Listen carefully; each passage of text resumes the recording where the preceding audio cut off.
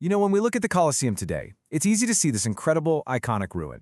But what if I told you that 2,000 years ago, this was one of the most high-tech buildings on the entire planet?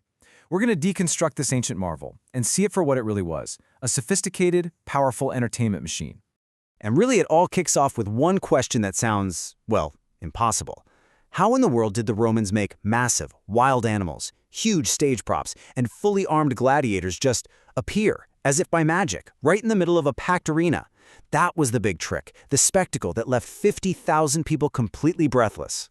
Well, the secret is that the Colosseum wasn't just a big stone bowl for watching fights. No. It was a complex machine, a perfectly engineered system designed to create awe and, of course, project the immense power of Rome.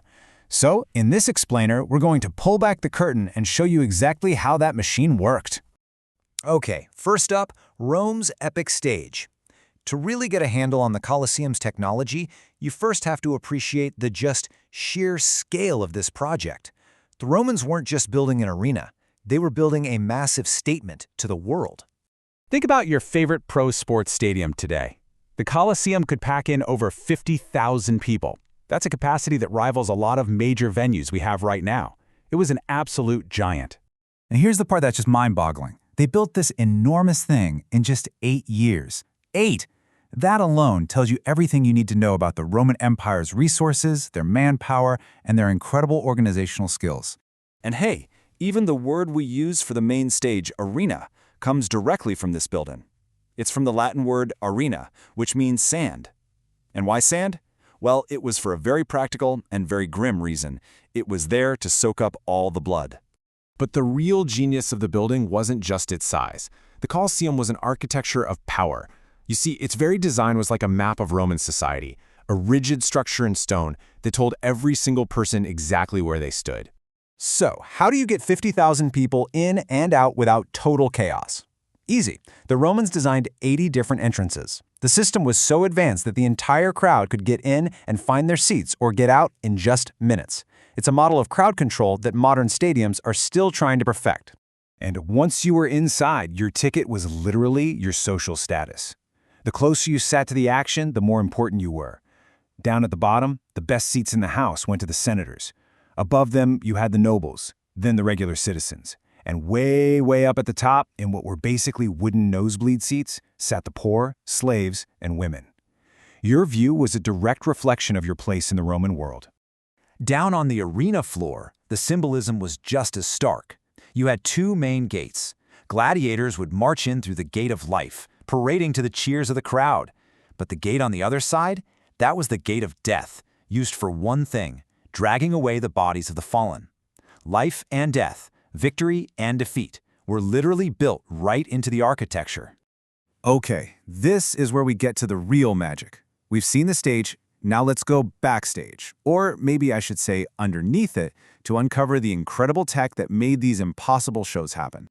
Now, before we even get to the lions and tigers, think about this for a second. For a time, the Colosseum hosted full-on naval battles. I'm talking warships. But how on earth do you flood a stadium with millions of gallons of water? This incredible feat was only possible in the early days, before the permanent underground structure was built. What they do is remove the entire wooden arena floor, revealing this massive basin. Then they'd open channels connected to Rome's famous aqueducts and just flood the whole thing. After the show, giant drains would empty all that water right into the city's sewer system. Absolutely wild. Now, that all changed when the Emperor Domitian built what we see today, the Hypogeum. This was a complex, two-story maze of tunnels, chambers, and elevators built right under the arena floor. This was the hidden engine of the Colosseum. The Hypogeum was the secret to everything. It was from this dark, crowded space that hundreds of workers would coordinate the grand entrances of gladiators and wild animals, making them pop up from trapdoors and creating that illusion of magic that the Roman crowds went crazy for. So here's how it worked. Picture this. Down in the dark, a lion is in a cage.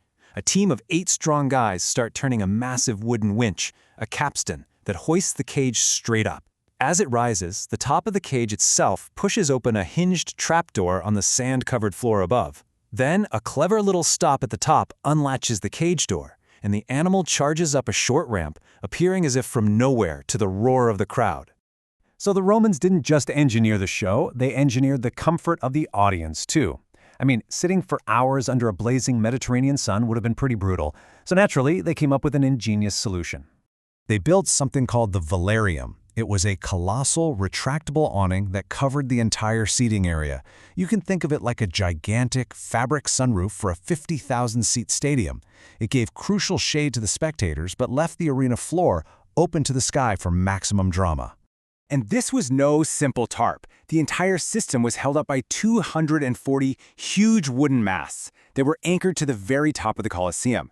It took a team of specially trained sailors using a complex system of ropes and pulleys just to extend and retract the massive thing. Really, it was a marvel of naval engineering just applied to architecture.